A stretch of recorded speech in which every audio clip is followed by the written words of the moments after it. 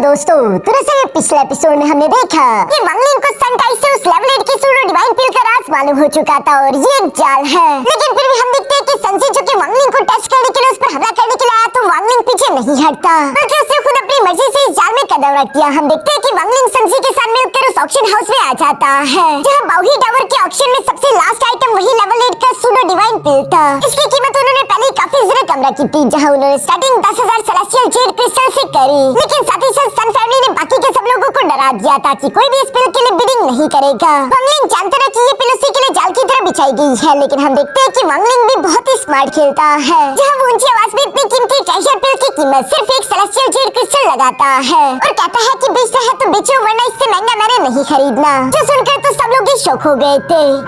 अब आगे तो नेक्स्ट एपिसोड की शुरुआत यहाँ पर बिल्कुल उसी सीन से शुरू होती है, जहाँ सब लोग ये सुनकर हैरान होते हुए कह रहे थे कि सिर्फ एक सेलेस्टियल जेड क्रिस्टल, आखिर ये आदमी है कौन? क्या ये पागल हो चुका है? इसे समझ नहीं आता कि इतनी कीमती ट्रेजर की इस तरह की कीमत नहीं लगाई जा सकती। क्या ये मजाक कर रहा है? सब लोग यहाँ पर वांगलिंग की तरफ देखते हुए आपस में इसी तरह की बातें कर रहे थे, लेकिन ऑक्शन होस्ट अपने मन में ये सब सुनते हुए सोच रही थी कि अब मैं क्या करूँ? अगर मैंने ये डील एक्सेप्ट कर ली तो सब लोगों को मालूम हो जाएगा कि हमारे बाहुबली टावर ने इस डील को किया है, और अगर मैं इस डील को एक्सेप्ट नहीं करती तो सन फैमिली के पैकेज के ऑर्डर के खिलाफ जाना होगा, और ये बिल्कुल भी ठीक नहीं, वो हमें नहीं छोड़ेंगे। इवन कि हम देखते हैं कि संजी भी यहाँ पर वांगलिंग की ये बात सुनकर उसे शाबाशी देते हुए कह रहा था कि तुम वाकई में जीनियस हो। दूसरी तरफ उस लड़की के पास भी दूसरा कोई रास्ता नहीं बचा था, इसलिए वो वांगलिंग से कहती है चूंकि तुम अकेले कल्टिवेटर हो और तुमने इसके लिए बिडिंग स्टार्ट की और तुम्हारे अलावा यहाँ कोई भी बिडिंग नहीं कर रहा, तो इसलिए ये ट्रेजर तुम्हारा हुआ सिर्फ एक सेलेस्टियल जेड क्रिस्टल के बदले। ये बोलते हुए वो वांगलिंग को ये पिल दे देती है, जबकि वांगलिंग ने एक सेलेस्टियल जेड क्रिस्टल दे दिया था। बाकी के सब लोग ये देखकर शौक होते हुए आपस में बातें करते हुए कह रहे थे कि आखिर ये क्या हो गया? क्या बाहुबली टावर वाले लोग पागल हो चुके हैं जो कि इतनी कीमती ट्रेजर को इतने सस्ते में दे रहे हैं? सब लोग इसी तरह की डिस्कशन कर रहे थे। दूसरी तरफ वांगलिंग इस पिल को लेने के बाद यहाँ संजी से कहता है कि मेरा काम यहाँ पर हो गया, अब चूंकि पीछे करने को कुछ नहीं बचा तो मुझे जाने की इजाजत चाहिए, और ये कहती वांगलिंग वहाँ से टेलीपोर्ट करते हुए चला गया।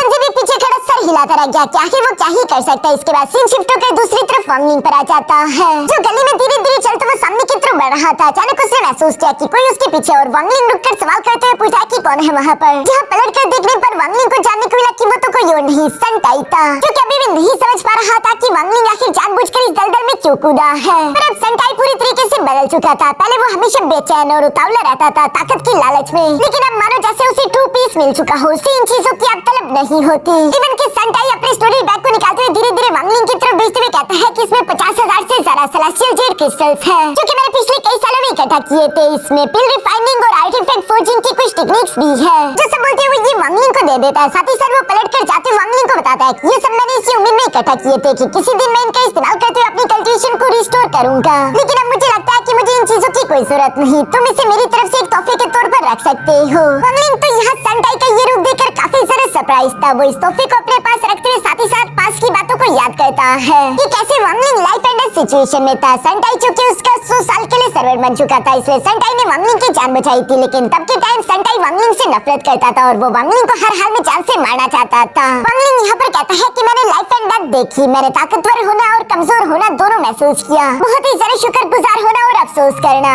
हर एक कॉज का कोई न कोई इफेक्ट होता है। वांगलिंग याद करता है कि कैसे मास्टर जावी की वजह से सनटाई उसका 100 साल के लिए सर्वर बन चुका था, और वांगलिंग की ही वजह से ट्रोल एंसेस्टर ने सनटाई को इस दुनिया में बेच दिया था। ये सब कुछ बेशक वांगलिंग की वजह से हुआ, और अब सनटाई कैसा हो चुका है ये सब सोचते हुए वांगलिंग खुद से सवाल करते हुए पूछ रहा था कि realm of life and death and reincarnation के बाद आखिर आगे क्या आता है? लाइफ एंड डेथ हर एक चीज का सोर्स होता है। आज के दिन तुम जो भी करते हो, कल के दिन तुम उसकी कीमत चुकाते हो। हर कॉज का कोई न कोई इफेक्ट होता है। सनटाई बेशक यहाँ पर मेरी वजह से आया, लेकिन उसे यहाँ पर असली शांति मिली, शायद वो शांति भी मेरी वजह से उसे मिली है। यहाँ वांगलिंग को life and death reincarnation domain के बाद कॉज एंड इफेक्ट के बारे में भी थोड़ी बहुत अंडरस्टैंडिंग हासिल हो चुकी थी, जो सब समझने के बाद वांगलिंग वहाँ से रवाना हो गया, और हम देखते हैं कि वो प्लेनेट रेम्यून की एक बहुत ही ज्यादा सुनसान खाली जगह पर आ जाता है, जहाँ पर वांगलिंग कह रहा था कि मेरे पास 3 लाख सेलेस्टियल जेड क्रिस्टल हो चुके हैं, जो कि मेरे लेवल ब्रेक थ्रू करने के लिए बस बहुत ही मुश्किल से काफी होंगे, तो मुझे उनका इस्तेमाल करते हुए अपना लेवल ब्रेक थ्रू कर लेना चाहिए। ये कहती वांगलिंग अपने स्टोरी बैग के अंदर मौजूद सारे के सारे सेलेस्टियल जेड क्रिस्टल्स को बाहर की तरफ निकाल लेता है, जिन्हें वांगलिंग वहाँ पर जमीन पर फैलाते हुए एक फॉर्मेशन बनाने लगा था।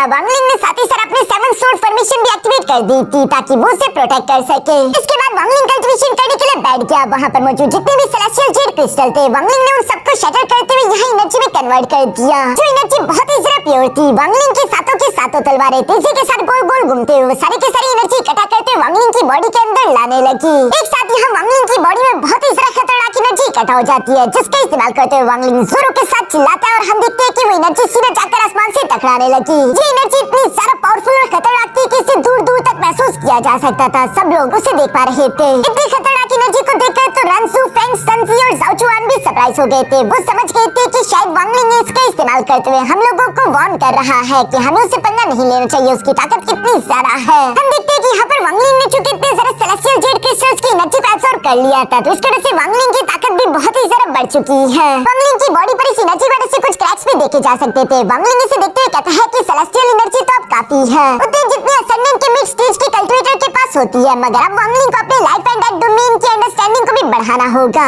और ज्यादा ताकतवर होने की और यहाँ से आगे कल्टिवेशन करने के लिए। इसके बाद हम देखते हैं कि वांगलिंग यहाँ पर सोचने लगा, जिसके लिए ऑफ कोर्स वांगलिंग को और ज्यादा सेलेस्टियल एनर्जी की जरूरत पड़ेगी। इसलिए वांगलिंग यहाँ पर सोचने लगा, क्योंकि उन तीनों ने मिलकर जानबूझकर मुझे इस दलदल में घुसाने की कोशिश की है। अब उन लोगों को मेरे साथ हासिल करने के लिए थोड़ी और कीमत चुकानी होगी। वैसे भी अभी मैंने जो इन लोगों को अपनी ताकत का नमूना दिखाया, उससे इन तीनों को समझ तो आ चुका होगा कि असली सिचुएशन कहाँ पर है। इन लोगों को मैं जो कहूँ इन्हें फिलहाल करना है, यानी कि अगर वांगलिंग इन लोगों का साथ देते हुए ये मुश्किल अपने सर लेने वाला है, तो वांगलिंग को भी बदले में इनसे बहुत कुछ चाहिए। वांगलिंग इनकी जिंदगी बचाने के लिए इन्हें कंगाल करके रख देगा। हम देखते हैं कि रंसू फेंग तो वहाँ पर आ चुका था और वो वांगलिंग को देखते हुए सरप्राइज होकर कहता है तो इसने अपना लेवल ब्रेक थ्रू कर लिया, जो करने के लिए वो एक कंफर्मेशन हमला वांगलिंग पर करना चाहता था और इसके लिए हम देखते हैं कि वो खुद को तैयार करने लगा। दूसरी तरफ वांगलिंग ने भी फोन से पीछे की तरफ देखते हुए एक ही हाथ के इशारे से सेलेस्टियल गार्ड को बाहर की तरफ समन कर लिया, जो कि शैडो मूवमेंट टेक्निक का इस्तेमाल करते हुए तेजी से रंसू फेंग की तरफ आ रहा था। ये देखकर रंसू फेंग उस पर हमला करने की कोशिश करता है, मगर हम देखते हैं कि उस सेलेस्टियल गार्ड ने सिर्फ एक ही पाम अटैक का इस्तेमाल करते हुए रंसू फेंग के अटैक को खत्म कर दिया। साथ ही सर वो पाम अटैक सीधा जाकर रंसू फेंग को हिट कर देता है, जिस वजह से रंसू फेंग इंजर्ड हो गया। वो खून की उल्टियां करने लगा। वो खुद को संभालते हुए फिर से खड़ा हो जाता है। उसे यकीन नहीं आ रहा था कि उसके सामने मौजूद ये सेलेस्टियल गार्ड कोई मॉन्स्टर है, जिसकी स्ट्रेंथ इतनी ज्यादा खतरनाक होगी यहाँ रंसू फेंग ने ये एक्सपेक्ट नहीं किया था। वो फिर से एक रिकवरी पिल खा लेता है। साथ ही सर वो अपने मन में सोचने लगा कि अगर ये सच में मुझे जान से मारना चाहता होता तो वो पाम अटैक काफी था, इससे सिर्फ मेरी सोल ही शैटर ना होती बल्कि मेरी बॉडी तक एक्सप्लोड कर जाती। वांगलिंग ने जानबूझकर मुझ पर रहम दिखाया। दूसरी तरफ हम देखते हैं कि वांगलिंग भी अपने इस खूंखार सेलेस्टियल गार्ड को वापस बुलवा लेता है। साथ ही सर हम देखते हैं कि रंसू फेंग उसकी तरफ देखते हुए अपने मन में सोच रहा था कि आखिर ये आदमी असली में है किस कल्टिवेशन लेवल पर, क्योंकि ये वांगलिंग की ट्रू कल्टिवेशन को सेंस नहीं कर पा रहा। ये अपने मन में सोच रहा था कि ये असेंडेंट ग्रेड परफेक्शन पर तो पहुंच चुका होगा, या हो सकता है कि ये असेंडेंट लेवल से भी ऊपर जा चुका हो। यहाँ वो ये सब घबराते हुए सोच रहा था। दूसरी तरफ हम देखते हैं कि वांगलिंग भी उसे डराते हुए कहता है कि मेरे खिलाफ साजिश करके तुम लोगों ने मुझे जानबूझकर स्कीम बनाते हुए इस दलदल में फंसाने की कोशिश की। आखिर तुम लोग जानते नहीं कि ज़ुमू है कौन। जिस पर तो रंसू फेंग फिर से वांगलिंग से माफी मांगते हुए कहता है कि प्लीज मुझे माफ कर दीजिए। हाँ मैं जानता हूँ कि ये हम लोगों की गलती थी, हम लोग बहुत बड़े बेवकूफ है, लेकिन हुआन फैमिली बहुत ही ज्यादा खतरनाक है, उनसे बचने का हमारे पास दूसरा कोई रास्ता नहीं था। अपनी जान बचाने के लिए बेबसी की सिचुएशन में हम लोगों ने ये कदम उठाया। हम बस सिर्फ उम्मीद कर रहे थे कि आप हमारी जान बचा दे। वांगलिंग उसकी ये बात सुनते हुए हाथ का इशारा करके कहता है कि खामोश हो जाओ, मुझे ये बहाने नहीं सुनने, लेकिन अगर वाकई में तुम लोग चाहते हो कि तुम लोगों को ज़ूमू यानी कि मेरी प्रोटेक्शन मिल जाए, तो तुम लोगों ने उसके लिए कोई ज़्यादा किया नहीं। अभी तुम लोगों को उसके लिए एक बहुत बड़ी कीमत चुकानी है, उसके बाद ही तुम लोगों को मेरी सिंसेरिटी मिल पाएगी। जो सुनकर तो यहाँ रंसू फेंग सवाल करते पूछता है कि आखिर आपके कहने का मतलब क्या है। वांगलिंग क्लियरली जवाब देते हुए कहता है कि मेरे कहने का यही मतलब है कि मुझे तुम्हारे फैमिली के 90% सेलेस्टियल जेड क्रिस्टल चाहिए। ये सुनकर तो रंसू फेंग शॉक हो गया था। दूसरी तरफ वांगलिंग कहता है कि तुम दोनों भी फिर से बाहर आ जाओ। ये सुनते ही सनजी और जाओ चुआन भी वहाँ पर आ गया था, जहाँ पर वांगलिंग कहता है कि सन फैमिली मुझे तुम लोगों के 70% सेलेस्टियल जेड क्रिस्टल चाहिए, और जहाँ तक जाओ फैमिली की बात है तुम लोगों को भी अपनी फैमिली के 90% सेलेस्टियल जेड क्रिस्टल देने होंगे। जो सुनकर तो जाओ चुआन शॉक हो गया था, क्योंकि ये बहुत ही ज्यादा बड़ी कीमत होगी। पर वांगलिंग यहीं पर नहीं रुकता, बल्कि वो कहता है कि हाँ मैं ये भी चाहता हूँ कि 4 साल पहले जो तुम लोगों ने लेवल 8 सूडो डिवाइन पिल जिस कल्टिवेटर से हासिल की थी, वही हुआन फैमिली का मेंबर मैं चाहता हूँ कि तुम उसका स्टोरेज बैग उसके सारे के सारे रेलिक और वो बाकी के लेवल 8 के सूडो डिवाइन पिल वो सारे के सारे तुम मुझे दे दो, उनमें से कुछ भी मिस आउट नहीं होना चाहिए। ये सुनकर तो वो तीनों एक दूसरे की तरफ देखने लगे, मगर वांगलिंग यहीं पर नहीं रुकता, बल्कि वो कहता है कि मेरी एक और आखिरी शर्त भी है। जिस शर्त के मुताबिक अगर फ्यूचर में मेरी कल्टिवेशन के लिए सेलेस्टियल जेड क्रिस्टल कम पड़ गए, तो तुम लोगों को मेरी कल्टिवेशन के लिए और सारा सेलेस्टियल जेड क्रिस्टल ढूंढकर लाने होंगे, यानी कि ये जिम्मेदारी भी तुम तीनों की फैमिली के कंधों पर होगी। अगर तुम इसे एक्सेप्ट करते हो तो ठीक है। इसी तरीके से ज़ुमू यानी कि मैं तुम लोगों की फैमिलीज को प्रोटेक्ट करूंगा, लेकिन अगर तुम ऐसा नहीं करते तो अपने गुनाहों की सजा भुगतने के लिए तैयार हो जाओ। इन शर्तों में नेगोशिएशन नहीं हो सकती, या तो तुम इसे एक्सेप्ट करो या फिर रिफ्यूज करो, तीसरा कोई रास्ता नहीं। यहाँ ये तीनों एंसेस्टर वांगलिंग की शर्तें सुनने के बाद इस बारे में सोच रहे थे। सबसे पहले तो सनजी वांगलिंग की बात सुनकर एग्री करते हुए कहता है कि मेरा सन फैमिली प्लान आपकी शर्तों को एक्सेप्ट करता है, जब तक आप हमारी फैमिली को प्रोटेक्शन प्रोवाइड करो और साथ ही साथ उन्हें इस मुश्किल से बाहर निकालो। हम अपनी फैमिली के 70% सेलेस्टियल जेड तैयार है। ये सब सुनकर रंजियो फेंग भी फुरस से सामने की तरफ आते हुए कहता है कि ठीक है, मैं भी इसके लिए एग्री करता हूँ। मैं आपको अपनी फैमिली की 90% सेलेस्टियल जेड क्रिस्टल देने के लिए तैयार हूँ। बस बदले में मुझे चाहिए कि आप मेरी रान फैमिली की प्रोटेक्शन की जिम्मेदारी लो और अपने वादे को पूरा करो। ये सुनकर वांगलिंग, संसी और रंजियो फेंग तीनों अब यहाँ जाओ चुआन की तरफ देख रहे थे, जो कि खामोश खड़ा था। जहाँ रंजियो फेंग जाओ चुआन से कहता है कि ब्रदर जाओ, 4 साल पहले वो एम्बुश हम तीनों ने मिलकर किया था। आज के दिन ये मत सोचना कि इस मुश्किल में तुम हमारे साथ नहीं हो। तुम फिलहाल के लिए हमसे अलग नहीं हो सकते। तुम्हें खामोश होने का कोई हक नहीं। दूसरी तरफ संजी भी उसे समझाते हुए कह रहा था कि जब एक बार घोंसला टूटता है तो अंदर मौजूद अंडे भी नहीं बचते। इसलिए बेहतर तो यह है कि फिलहाल हम अपने घोंसले को बचाएं। असल में वो उसे बताना चाह रहा था कि अगर हम लोगों की जिंदगी बच गई तो ये ट्रेजर्स तो वापस आ जाएंगे। जो सब सुनकर जाओ चुआन भी आखिर एक लंबी सांस लेते हुए मान गया था और वो वांगलिंग को अपना स्टोरेज बैग देते हुए कहता है कि यही है वो सेलेस्टियल जेड क्रिस्टल जो कि मैंने इकट्ठा किए थे। बाकी के दोनों भी अपने सेलेस्टियल जेड क्रिस्टल का हिस्सा यहाँ वांगलिंग को दे देते हैं और आखिर में हम देखते हैं कि संसी ने यहाँ पर उस कल्टीवेटर का स्टोरेज बैग भी वांगलिंग को दे दिया था, जिसके बारे में संसी बताता है कि ये हुआन क्लैन के उसी मेंबर का स्टोरेज बैग है जिसके अंदर तुम्हें सारे के सारे उसकी रेलिक्स मिल जाएंगे। ये सब सुनकर वांगलिंग वो चारों के चारों स्टोरेज बैग अपने पास रखते हुए कहता है कि ठीक है, अब मैं यहाँ से जा रहा हूँ क्लोज डोर कल्टीवेशन करने के लिए। मुझे कोई भी डिस्टर्ब ना करे जब तक जरूरी ना हो, और जब हुआन क्लैन वाले यहाँ पर आएंगे तो मैं खुद एक्शन ले लूंगा। ये कहती वांगलिंग फौरन वहाँ से चला गया। इसके बाद सीन शिफ्ट होकर दूसरी तरफ वांगलिंग की केव पर आ जाता है, जहाँ पर हम देखते हैं कि वांगलिंग यहाँ पर उसी हुआन क्लैन के मेंबर के स्टोरेज बैग को चेकआउट कर रहा था, जिसके अंदर वांगलिंग को उसके कपड़े और कुछ जेड पेंडेंट साथ ही साथ यहाँ पर गोल्डन और क्रिस्टल दिखाई देते हैं। साथ ही साथ वांगलिंग को हुआन फैमिली के उस मेंबर का यहाँ आइडेंटिटी मेंडेलियन भी देखने को मिलता है, जिसे देखते हुए वांगलिंग कह रहा था कि ये देखने में तो बिल्कुल सिंपल लग रहा है, लेकिन ऐसा होगा नहीं। इसलिए वांगलिंग अपने सेलेस्टियल गार्ड को बाहर की तरफ समन करके उस आइडेंटिटी मेंडेलियन के सीक्रेट को समझने के लिए उसे उसके अंदर भेजवा चुका। जहाँ अंदर आने के बाद वांगलिंग को वहाँ पर एक मोर का पंख देखने को मिलता है और वांगलिंग ये देखकर कहता है कि जैसा कि मैंने एक्सपेक्ट किया था, इसके अंदर एक बहुत बड़ा गहरा राज है। इस मटेरियल पर एक सीक्रेट टेक्निक है जो कि उस कल्टीवेटर के सोल फ्लेम के साथ जुड़ी हुई थी और वो कल्टीवेटर जैसे ही मरा होगा, हुआन फैमिली को भी तभी उसकी मौत की खबर मिल चुकी होगी। इसके बाद वांगलिंग उस कल्टीवेटर का एक जेड पेंडेंट निकालता है। इसके ऊपर प्रिंट की हुई इंफॉर्मेशन वांगलिंग ने देखने की कोशिश की और उसे जानने को मिला कि 4 साल पहले उस कल्टीवेटर ने मरने से पहले इस पेंडेंट पर एक प्लेनेट यूनसिया के बारे में बताया था, जिस यूनसिया प्लेनेट पर गोल्डन फ्लेम और वेन्स मौजूद है और वो उसने ढूंढ लिए थे और वो इस इंफॉर्मेशन को मरते हुए इसी तरह जाया होते हुए नहीं देख सकता था, इसलिए उसने ये जेड पेंडेंट पर लिख दी थी। जो जानकर तो वांगलिंग पूरी तरीके से शॉक हो गया था कि क्या कहा गोल्डन एट्रीब्यूट के फ्लेम और वेन्स। ये तो कमाल हो गया क्योंकि वांगलिंग के हेवन डिफाइंड बीट को भी गोल्डन एट्रीब्यूट का एलिमेंट चाहिए था। वांगलिंग ने अपने हेवन डिफाइंड बीट के लिए बाकी के सारे एलिमेंट्स तो ढूंढ लिए थे, ये आखिरी एलिमेंट है जो कि अभी भी मिसिंग है और इस गोल्डन एट्रीब्यूट एलिमेंट को कंप्लीट करने के बाद ही हेवन डिफाइंड बीट वांगलिंग को अपने मास्टर के तौर पर चूज कर सकता है और वांगलिंग को उस हेवन डिफाइंड बीट की ट्रू पोटेंशियल देखने को मिलेगी। अब तक तो वांगलिंग के लिए ये बस एक मामूली सा ट्रेजर है। ये इंफॉर्मेशन वांगलिंग के लिए बहुत ही जरा खास थी, इसलिए वो फौरन से संजी को एक मैसेज भिजवाते हुए कहता है कि ऑल हेवन स्टार सिस्टम के बारे में तुम्हें जितनी भी इंफॉर्मेशन है वो सारी के सारी मैं चाहता हूँ कि तुम एक चीट स्लिप पर इम्प्रिंट करके फौरन से मुझे भिजवा दो। ये सुनकर संजी बिल्कुल ऐसे ही करता है और हम देखते हैं कि वांगलिंग को यहाँ उस इंफॉर्मेशन के अंदर प्लेनेट यूनसिया दिख गया था, जिसके ऊपर गोल्डन फ्लेम और वेन्स मौजूद है और वांगलिंग उसे हासिल करना चाहता था, इसलिए वांगलिंग यहाँ से रवाना होने लगा। वांगलिंग यहाँ पर उड़ते हुए अपने प्लेनेट से बाहर की तरफ जाने वाला था, तभी अचानक वो तीनों भी फौरन से वांगलिंग के पीछे आ जाते हैं, जो कि वांगलिंग से सवाल करते हुए पूछ रहे थे कि क्या तुम प्लेनेट रैनियन को छोड़कर जा रहे हो। संजी वांगलिंग से कहता है कि मेरे दोस्त, हमारी सन फैमिली ने तुम पर भरोसा किया, वो तुम्हारे कैरेक्टर पर यकीन करता है, तुम इस तरह से हमें छोड़कर नहीं जा सकते, हम लोगों की जान खतरे में है, हुआन फैमिली कभी भी हमारे दरवाजे तक पहुंच सकती है। ये सुनकर वांगलिंग जवाब देते हुए कहता है कि जब एक बार ज़ुमू वादा कर ले तो वो अपने वादे को कभी नहीं तोड़ता। अब इन तीनों के पास देने के लिए कोई जवाब नहीं बचा था, आखिर ये लोग कह भी क्या सकते थे। ये लोग परेशान होकर इस बारे में सोचने लगे, तभी अचानक वहाँ का मौसम चेंज होने लगा। अचानक से काले बादल चारों तरफ फैलने लगे, बिजलियां जोर जोर से कड़क रही थी, जो देखकर रंजियो फेंग घबराते हुए कहता है तो आखिरकार हुआन फैमिली यहाँ पर आ ही गई। वांगलिंग भी ये सुनकर सामने की तरफ देख रहा था, जहाँ हवा में एक बहुत बड़ा space time track portal open हो जाता है और उसके अंदर से हुआनडोंग निकलकर बाहर आ गया, जो कि अपने स्टार कंपास पर खड़ा था और वो यहाँ पर आते ही कहता है कि मैं हूँ Huandong, second rank clan guardian. Huan family से मैं यहाँ पर आया हूँ। प्लेनेट यामियुन के जितने भी असेंडेंट स्टेज के कल्टीवेटर है वो सारे के सारे मेरे सामने आए। जो बोलती वो अपनी डिवाइन फॉर्म को समन करते हुए यहाँ उसके हाथ के प्रेशर से इन तीनों पर खतरनाक दबाव लगाने लगा। हुआनडोंग का डिवाइन फिगर साइज भी काफी जरा बड़ा था, लेकिन दूसरी तरफ वांगलिंग के डिवाइन फिगर की तो बात ही अलग थी। हुआनडोंग का डिवाइन फिगर वांगलिंग के डिवाइन फिगर के सिर्फ एक आंख के बराबर था। वांगलिंग गुस्से के साथ अपने हाथ को हवा में उठाते हुए कहता है कि यहाँ से दफा हो जाओ। और ये कहती वांगलिंग ने जब अपनी मुट्ठी बंद करी तो उसका डिवाइन फिगर हुआनडोंग के डिवाइन फिगर को फौरन से डिस्ट्रॉय कर देता है, जिससे हुआनडोंग भी खून की उल्टी करने लगा। इन तीनों पर भी उसका प्रेशर लगना बंद हो चुका था। हुआनडोंग यहाँ पर गुस्से के साथ फौरन से वांगलिंग की तरफ बढ़ते हुए कहता है कि लगता है कि तुम मरना चाहते हो। ये बोलते वो फौरन से वांगलिंग पर स्लैश अटैक चल देता है, जिसे वांगलिंग ने आसानी के साथ डिस्ट्रॉय कर दिया था। हुआनडोंग वांगलिंग की तरफ देखते हुए सवाल करके पूछता है कि आखिर कौन हो तुम, आखिर तुम्हारा क्या नाम है जो कि हुआन फैमिली के कामों में इस तरह से टांग अड़ा रहा है।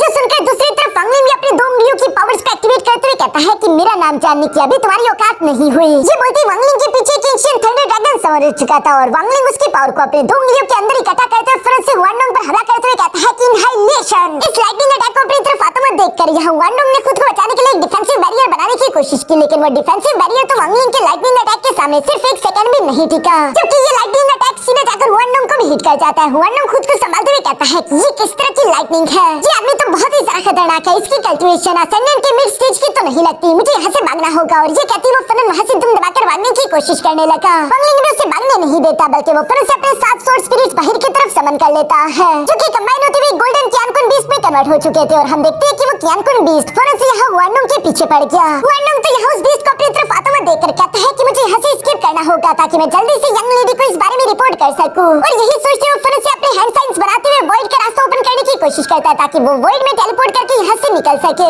जिसमें पहले लम्हे में तो हम देखते हैं कि क्यानकुन बीस्ट यहाँ उसे अपने जबड़े में पकड़ने की कोशिश करने लगा, लेकिन हुआनडोंग गायब हो जाता है। देखकर ऐसे लग रहा था जैसे कि हुआनडोंग बच गया, लेकिन वो सातों सोर्ड स्पिरिट बहुत ही ज्यादा खतरनाक थी। क्यानकुन बीस्ट जोरों से गुस्से के साथ दौड़ता है और हम देखते हैं कि हुआनडोंग एक प्रेशर के कारण वापस से यहाँ पर दिखेला गया। जहाँ वापस आते ही वो सातों के सातों सोर्ड स्पिरिट फौरन से एक फॉर्मेशन बनाते हुए यहाँ हुआनडोंग को जकड़ लेती है। हुआनडोंग के पास अब भागने के लिए कोई रास्ता नहीं बचा था। वांगलिन और बाकी के तीनों एंसेस्टर भी यहाँ उसके पास आ गए थे, जहाँ हुआनडोंग वांगलिन की तरफ देखते हुए कह रहा था कि आखिर तुम्हारी हिम्मत कैसे हुई हमारी हुआन फैमिली के खिलाफ जाने की, तुम अभी इतने भी सारा ताकतवर नहीं, अगर तुमने अभी के अभी मुझे यहाँ से जाने नहीं दिया तो तुम जानते नहीं कि तुम इसकी कितनी बड़ी कीमत चुकाओगे, तुम तो मरोगे, तुम्हारे साथ जितने भी तुम्हारे चाहने वाले होंगे वो सब भी मारे जाएंगे। रन ज़ुफेंग तो ये सब सुनकर अपने मन में सोचने लगा, तो इसका मतलब कि हुआन क्लैन हमें खत्म करे बगैर तो नहीं रुकने वाला, अब हमें उनका सामना तो करना ही होगा। ये तो अच्छा हुआ कि ज़ुमू यहाँ पर मौजूद था, उसके बगैर हम ये सब नहीं कर सकते। यानी कि उन्हें लग रहा था कि वांगलिन की वजह से उनकी जान बच सकती है और इसी बात को लेकर वो खुश हो रहे थे। यहाँ पर हम देखते हैं कि रन ज़ुफेंग उससे सवाल करते पूछता है कि हुआनडोंग बताओ कि आखिर तुम हमारे रनियन प्लेनेट में क्या करने के लिए आए हो, तुम्हारा यहाँ पर क्या काम। जिस पर हुआनडोंग जवाब देते हुए कहता है कि तुम लोग मेरे मकसद के बारे में जानना चाहते हो, तुम तो रनियन प्लेनेट के पैट्रिक हो ना, ये बेवकूफ किसी और को बनाना, तुम अच्छे से जानते हो कि मेरा यहाँ पर क्या मकसद है और मैं किस लिए यहाँ पर आया हूँ। तो सुनकर तो ये तीनों एंसेस्टर परेशान हो गए थे। हुआनडोंग कहता है कि हमें पहले ही मालूम हो चुका है कि 4 साल पहले तुमने हमारे क्लैन मेंबर को जान से मारा था, उसमें तुम 3 शामिल थे, रन ज़ुफेंग, सन ज़ी और ज़्याओ चुआन। इसलिए अब हमारे हुआन क्लैन सिर्फ तुम तीनों को जान से नहीं मारेगा, बल्कि तुम तीनों का पूरा की पूरा ब्लड लाइन ही मिटा देगा। ये सब सुनकर रन ज़ुफेंग यहाँ पर वांगलिन से कहता है कि फेलो डाविस ज़ुमू, हम इस बंदे को आपके हवाले छोड़ते हैं, आप इसके साथ जो करना चाहो वो कर सकते हो। हुआनडोंग तो ये सुनकर वांगलिन से कहता है कि ज़ुमू, तुम जानते हो कि हमारे हुआन क्लैन के पैट्रिक वापस लौट आए हैं, अगर तुमने कोई भी ऐसी वैसी हरकत करने की कोशिश की तो तुम नहीं बचोगे, क्योंकि हमारे हुआन क्लैन का पैट्रिक, उनकी कल्टिवेशन तुमसे बहुत ही ज्यादा है, तुम्हारी असेंडेंट स्टेज की कल्टिवेशन तुम्हें नहीं बचा पाएगी। जिस पर वांगलिन सवाल करते हुए पूछता है कि तुम्हारे हुआन क्लैन का लीडर आखिर किस कल्टिवेशन लेवल पर है। ये सुनकर तो हुआनडोंग बहुत ही ज्यादा चौड़े में जवाब देते हुए कहता है कि हमारा clan leader already second step cultivation में पहुंच चुका, वो हजारों साल पहले ही इल्यूजरी यिन और कॉर्पोरल यंग रेल्म को पार कर चुके हैं। तो कल्टिवेशन वाकई में वांगलिन के लिए ज्यादा, इसलिए वांगलिन खुद अपने हाथों से हुआनडोंग को जान से नहीं मारना चाहता था, वो अपनी परमिशन को डीएक्टिवेट कर लेता है। वांगलिन नहीं चाहता रहा कि उसका नाम सामने आए, इसलिए वो हुआनडोंग को अपनी पावर से जकड़ते हुए यहाँ इन तीनों एंसेस्टर के हवाले करते हुए कहता है कि मैं इसे तुम्हारे हवाले छोड़ता हूँ, इस बंदे से मेरा यानी कि ज़ुमू का कोई भी लेना देना नहीं है, बल्कि मुझे कुछ और जरूरी काम पूरे करने हैं, इसलिए मैं यहाँ से जाने लगा हूँ। तो सब कहते हैं वांगलिन वहाँ से जाने लगा। ये सब सुनकर हुआनडोंग तो काफी ज्यादा घबरा गया था। दूसरी तरफ इन तीनों एंसेस्टर ने भी अपनी पावर्स एक्टिवेट कर ली थी,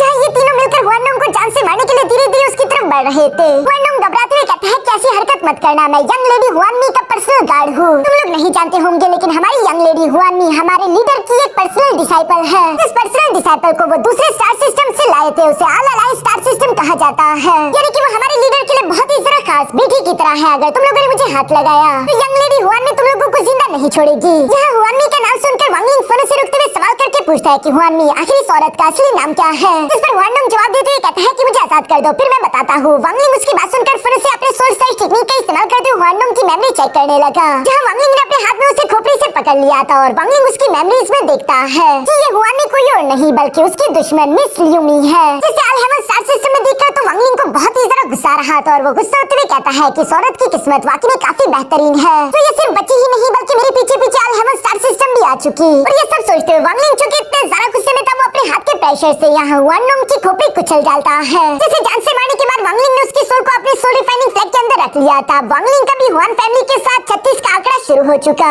इसके बाद वांगलिन अपने स्टार कंपास को निकालकर यूनसिया प्लेनेट की तरफ रवाना होने लगा था, जहाँ सन ज़ी वांगलिन से सवाल करते पूछता है कि अब हुआनडोंग तो मर चुका, हुआन फैमिली को इस बारे में जल्दी मालूम हो जाएगा और वो इन्वेस्टिगेशन करने के बाद बदला लेने के लिए यहाँ पर जरूर आएंगे, यानी कि वो वांगलिन को रोकना चाहता था। वांगलिंग जवाब देते हुए कहता है कि फिक्र मत करो, 3 महीनों में मैं वापस आ जाऊंगा। फिलहाल मुझे कोई जरूरी काम है। और ये कहती वांगलिंग फौरन से अपने स्टार कंपास को लेकर प्लेनेट यानियन से रवाना हो गया। इसके बाद सीन शिफ्ट होकर दूसरी तरफ थाउजेंड इल्यूशनरी प्लेनेट पर आ जाता है, जहाँ पर हम हुआन फैमिली के लीडर को देखते हैं, जिन्हें वही एल्डर आकर रिपोर्ट करते हुए बता रहा था कि हमारे क्लैन का एक गार्डियन हुआनडोंग, उसकी सोल फ्लेम बुझ चुकी है, यानी कि हुआनडोंग की मौत कंफर्म हो गई और उसकी मौत का लोकेशन प्लेनेट रानियन था। तो सुनकर तो हुआन फैमिली का लीडर हुआन वुकिंग यहाँ शांति के साथ ये सब सुन रहा था। तभी अचानक वहाँ पर एक दूसरी एल्डर कहती है कि अगर लीडर का ऑर्डर हो तो हम अभी के अभी अपने फोर्सेस वहाँ की तरफ रवाना करा देते हैं। जल्दी प्लेनेट रानियन पूरी तरीके से तबाह बर्बाद हो जाएगा, वहाँ पर कोई भी जिंदा नहीं बचेगा। हुआन वुकिंग खामोशी से ये सब सुन रहा था और थोड़ी देर बाद वो जवाब देते हुए कहता है कि प्लेनेट रानियन हमारे सामने खाक के बराबर है, उसे तबाह करना उससे भी ज्यादा आसान काम, जिसे सिर्फ एक ही हाथ के इशारे से मैं बर्बाद कर सकता हूँ। मुझे तुम लोगों की काबिलियत पर पूरा भरोसा है, लेकिन जैसा कि तुम लोग जानते हो कि हुआनडोंग हुआनमी का पर्सनल गार्ड था, इसलिए उसकी मौत का बदला लेने का हक भी उससे ही है। मैं चाहता हूँ कि हुआनमी खुद पर्सनली इस बदले को ले। ये सुनकर वेल्डर जवाब देते हुए कहता है कि लीडर बहुत ही तरह होशियार है और उन्होंने सही फैसला किया, लेकिन मैं बता देना चाहता हूँ अभी तक यंग लेडी हुआनमी का ब्लड रिप्लेसमेंट आर्ट कंप्लीट नहीं हुआ और जब तक वो कंप्लीट नहीं होता मुझे लगता है यहाँ पर वो एल्डर अभी आगे कुछ कहने वाला था। तभी अचानक हुआन वुकिंग फौरन से खड़ा होते हुए कहता है कि मैंने कहा ना कि हुआनमी ही बदला लेगी, उसके ब्लड रिप्लेसमेंट आर्ट टेक्निक को शेड्यूल से पहले कंप्लीट करवाओ, ताकि जब एक बार उसका ब्लड रिप्लेसमेंट आर्ट कंप्लीट हो जाए और उसकी बॉडी में हुआन फैमिली का ब्लड लाइन आ जाए, उसके बाद वो जैसा चाहे अपने पर्सनल गार्ड की मौत का बदला ले सकती है। जो सुनकर वहाँ पर मुझे जितने भी एल्डर्स थे वो कहते हैं कि ठीक है, जैसे क्लैन लीडर चाहे हम लोग क्लैन लीडर के ऑर्डर के मुताबिक ही चलेंगे। दूसरी तरफ हुआन वुकिंग ने भी ऑर्डर दे दिया था कि ये मेरा ऑर्डर है कि जब तक हुआन में तैयार ना हो जाए तब तक प्लेनेट रानियन के जितने भी वॉइड पैसेज है उन सबको ब्लॉक कर दिया जाए। प्लेनेट रानियन पर स्टार लॉकिंग ग्रैंड फॉर्मेशन लगा दी जाए ताकि वो प्लेनेट सील हो जाए, कोई भी अंदर आए कोई भी बाहर आए ये सब कुछ हमारे कंट्रोल में होना चाहिए। हमारी मर्जी के बाहर वहाँ पर ना तो एक चूंटी इंटर करनी चाहिए और ना कोई एक चूंटी एक्सिट करनी चाहिए। यही मेरी रॉयल ऑर्डर डिग्री है। ये सब बोलने के बाद हम देखते हैं कि सीन शिफ्ट होकर दूसरी तरफ वांगलिंग पर भी आ गया था, जो कि अपने स्टार कंपास को लेकर बहुत पहले ही यहाँ प्लेनेट रानियन से निकल कर आ गया था और वो प्लेनेट यूनसिया के सामने पहुंच चुका है, जहाँ वांगलिंग को गोल्डन फ्लेम और विंग्स मिलेंगे। उन्हें हासिल करने के लिए वांगलिंग यूनसिया प्लेनेट के अंदर की तरफ रवाना हो गया और यहाँ इसी सीन के साथ हमारा ये एपिसोड यहीं पर खत्म हो जाता है।